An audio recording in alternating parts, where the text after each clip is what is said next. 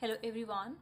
आज के इस लेक्चर में हम कैंटर इंटरसेक्शन थ्योरम के बारे में डिस्कस करेंगे, इसका फुल प्रूफ। और मैं आपको हर एक स्टेप पे इसकी एक्सप्लेनेशन दूंगी कि हमने ये स्टेप क्यों लिखा है। तो चलिए स्टार्ट करते हैं। स्टेटमेंट है इसकी, if F N be a decreasing sequence of non-empty closed subsets of a complete metric space X such that the diameter of Fn tends to 0 as n tends to infinity, then the intersection of Fn from n is equals to 1 to infinity is not equals to phi and contains exactly one point। ठीक है, तो इसका मतलब ये है कि Fn जो sequence है वो कैसी सीक्वेंस है, डिक्रीजिंग सीक्वेंस है। ठीक है, इसका मतलब ये कि जो इससे बड़ी वाली सीक्वेंस होगी Fn+1 वाली सीक्वेंस होगी वो इस Fn के अंदर कंटेन्ड होगी। ठीक है, एंड सो ऑन। दूसरी चीज़ हमें ये गिवन है कि नॉन एम्प्टी है, देन अगेन ये क्लोज्ड सबसेट्स हैं कंप्लीट मैट्रिक स्पेस के। अगर कोई भी स्पेस कंप्लीट मैट्रिक स्पेस होता है, इसका मतलब ये है कि अगर आप उसमें कोई भी उससे कोई सीक्वेंस लेते हो, वहाँ से कोई सीक्वेंस लेते हो, कोची सीक्वेंस, तो वो सारी कैसी होती हैं, कन्वर्जेंट होती हैं। और जो कन्वर्जेंट पॉइंट होता है वो भी इसी स्पेस से लिया जाता है। तो इसका जस्ट मैंने यूज़ बताया कि कंप्लीट मैट्रिक स्पेस क्या होता है।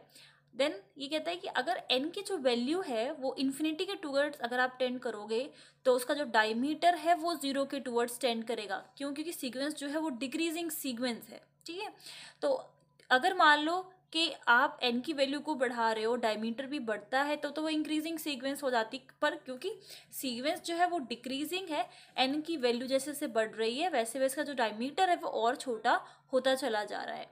और जो इन दोनों इसका इंटरसेक्शन है, एफ एन का जो इंटरसेक्शन है वो phi not equals to phi है, मतलब एम्प्टी नहीं होगा और एग्जैक्टली एक पॉइंट को कंटेन करेगा। अगर इसको हम समझें तो कुछ इस तरीके से हम स्पेस मान लेते हैं। ठीक है, ये कोई एक्स स्पेस है और इसकी जो सीक्वेंस है कुछ इस तरीके से है, ये हो गई, फिर ये हो गई।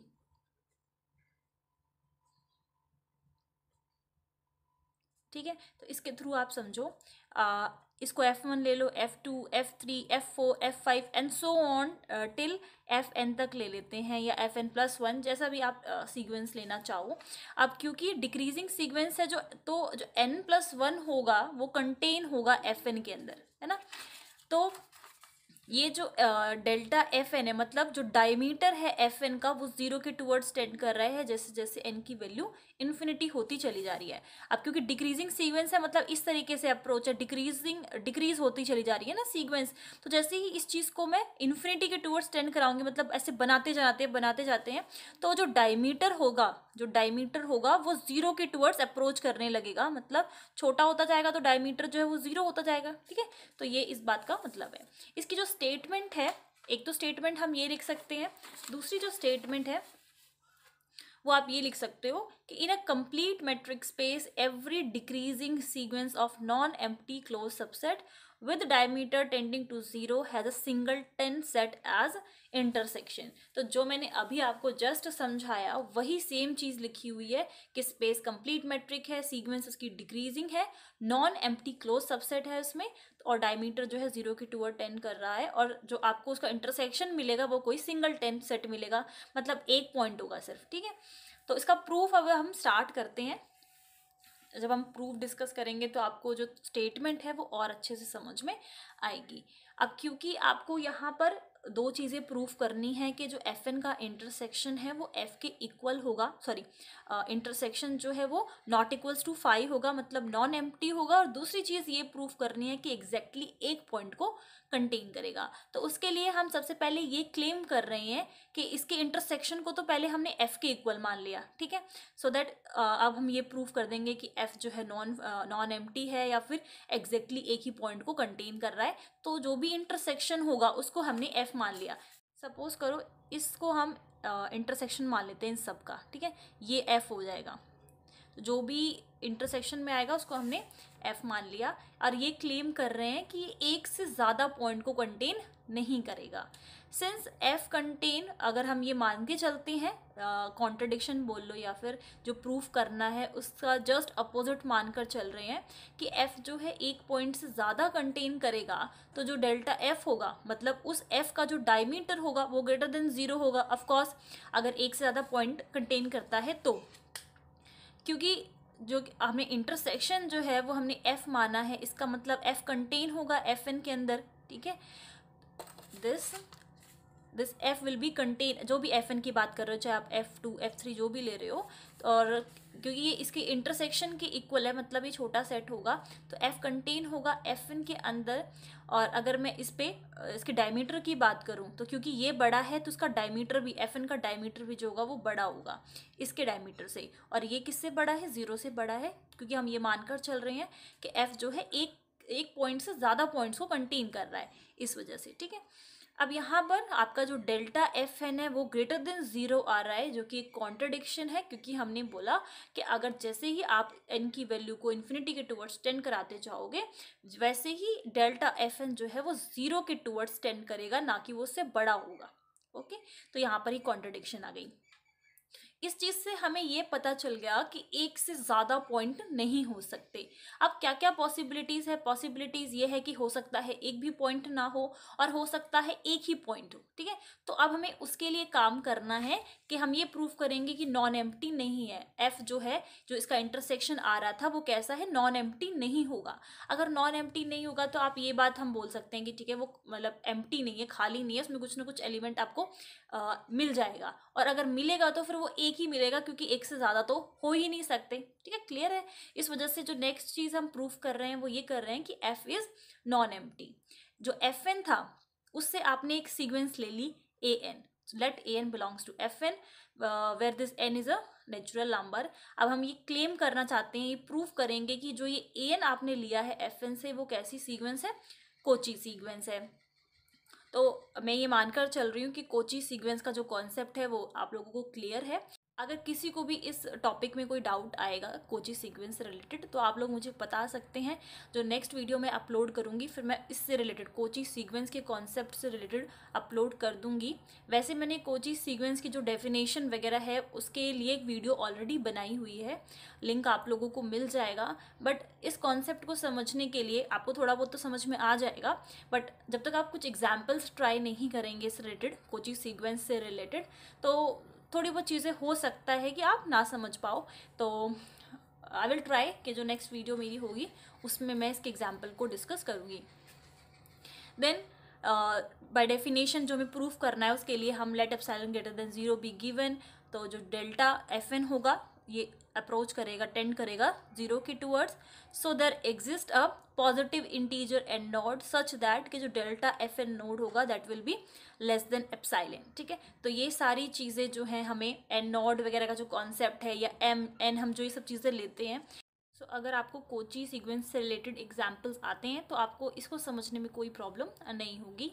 तो हमने क्या करा, एफ एन जो है वो कोई डिक्रीजिंग सीक्वेंस है, तो अगर आप एन नोड से जो भी ग्रेटर ले रहे हो, लाइक एम और एन हमने ले लिया है, डिक्रीजिंग सीक्वेंस है, इसका मतलब आपने एन नोड को से बड़े जो लिए हैं एम और एन लिया है, एफ एम और एफ एन दोनों ही कंटेन होंगे किसके अंदर? एफ एन नोड के अंदर, ठीक है। एन नोड यहाँ पर एन नोड से बड़े थे ये एम और एन, बट जब आप इसमें ये कि सीक्वेंस जो है वो डिक्रीजिंग सीक्वेंस है तो बड़े वाले जो हैं वो कंटेन होते हैं छोटे वाले के अंदर, है ना। तो वही सेम कॉन्सेप्ट है, एफ एम और F N is contain in F N node.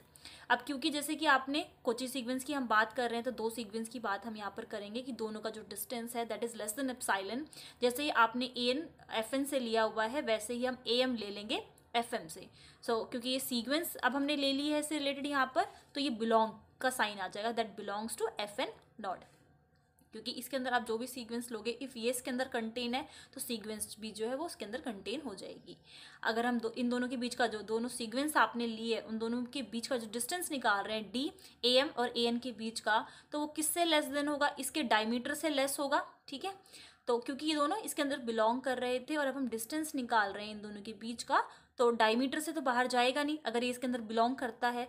तो ये जो डिस्टेंस है that is less than diameter of F N naught, और ये जो होगा वो एप्सिलॉन से लेस देन होगा। तो आप अगर ऐसे भी लिख सकते हो इसको, डी जो डिस्टेंस है इन दोनों के सीक्वेंस के बीच का, that is less than epsilon. और कोची सीक्वेंस को प्रूव करने के लिए कि कोई भी सीक्वेंस कोची सीक्वेंस है, हमें यही रिजल्ट प्रूव करना होता है। तो ए एन कैसी सीक्वेंस हो गई, कोची सीक्वेंस हो गई। एंड वी नो कि जो स्पेस है वो कैसा है, कंप्लीट मैट्रिक्स स्पेस है। तो ए एन जो होगा, जो सीक्वेंस है कोची सीक्वेंस है, वो कन्वर्ज करेगा, कन्वर्ज कर रहा है किसी पॉइंट ए पे, तो वो पॉइंट भी किस में बिलोंग करेगा, उसी स्पेस में बिलोंग करेगा। ठीक है, तो जैसे ही लिमिट लगेगी सीक्वेंस पे, वो किसी एक पॉइंट ए पे कन्वर्ज कर रहा है।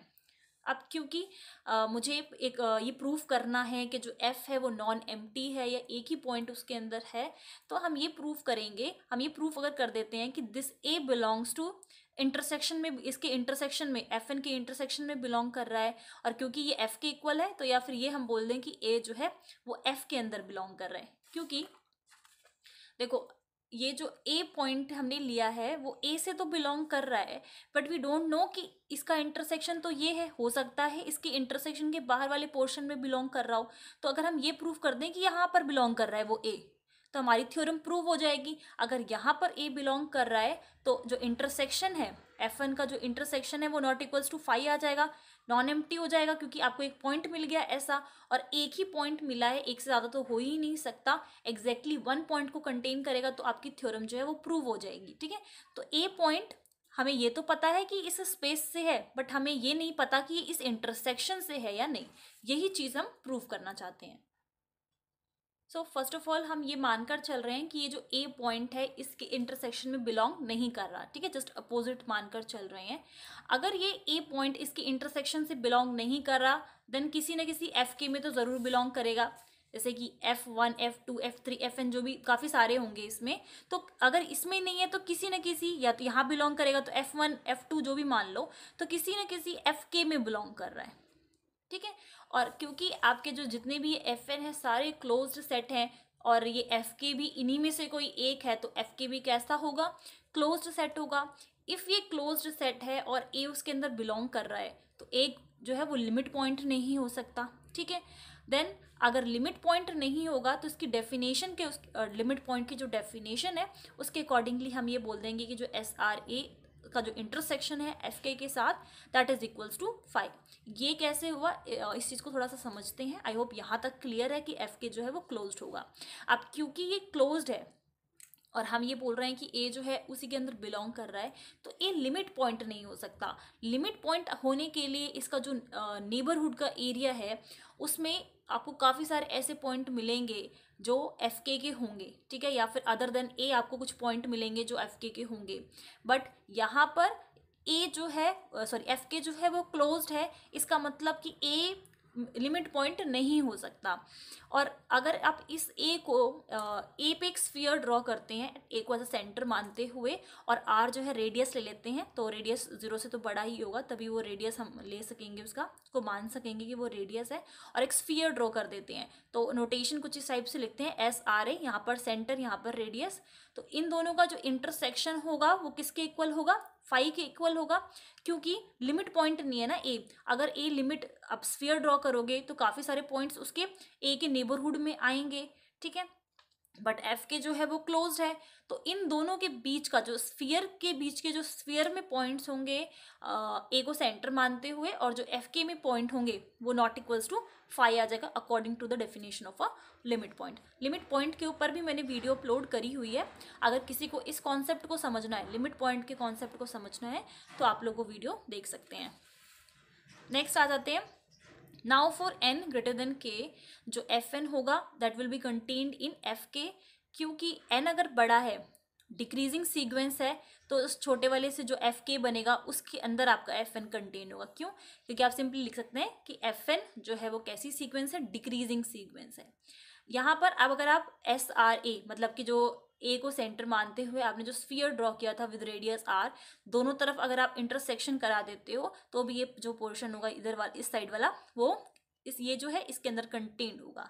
और क्योंकि दिस इज इक्वल्स टू 5, अगर जो बड़ा वाला आपका जो सेट है, सबसेट है, वो 5 के इक्वल है, then this will be equals to 5।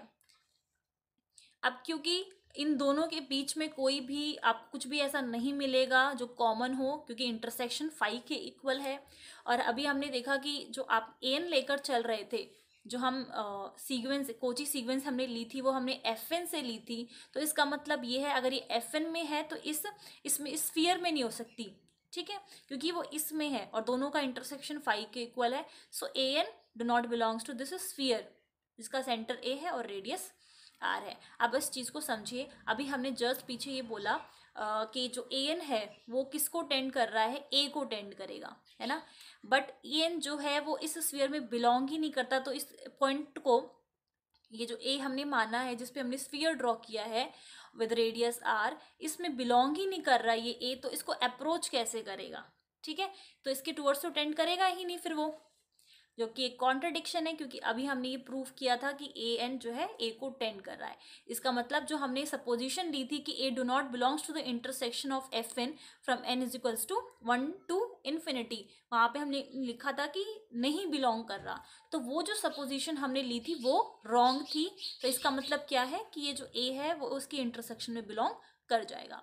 अगर कोई पॉइंट आपको मिल गया जो उसके इंटरसेक्शन में बिलोंग कर रहा है, तो इसका मतलब उसका जो इंटरसेक्शन है that is not equals to phi. अगर फाई के इक्वल नहीं है तो एलिमेंट्स उसमें बिलोंग करेंगे। और अभी ऊपर जस्ट ये प्रूव किया कि एक से ज़्यादा एलिमेंट बिलोंग कर ही नहीं सकते, इसका मतलब एक ही एलिमेंट बिलोंग करेगा। तो एग्जैक्टली एक एलिमेंट उसमें बिलोंग करेगा। तो जस्ट यही प्रूफ था इसका। आई होप आपको ये जो थ्योरम है वो अच्छे से समझ में आ गई है। अगर आपका कोई भी डाउट है, किसी भी स्टेप में अगर आपको कोई भी प्रॉब्लम आती है तो आप लोग कमेंट सेक्शन में पूछ सकते हैं। इस वीडियो में बस इतना ही। आगे नेक्स्ट जो वीडियो होगी वो मेरी कोची सीक्वेंस से रिलेटेड कुछ एग्जाम्पल्स के ऊपर होगी, क्योंकि काफ़ी इंपॉर्टेंट कॉन्सेप्ट है वो भी। तो अगर किसी को इस चीज़ में प्रॉब्लम आई थी कि अगर मैंने एफ एन या फिर ये एन नॉट जो हमने लिया वो किस तरीके से लिया गया है, तो आप कुछ एग्जाम्पल्स उससे रिलेटेड देखोगे तो आपको अच्छे से समझ में आ जाएगा। लिमिट पॉइंट की वीडियो देखनी है या फिर कोची सीक्वेंस की वीडियो अगर आपको देखनी है तो वो आपको मिल जाएगी, लिंक मैं डिस्क्रिप्शन में दे दूँगी। Thank you very much.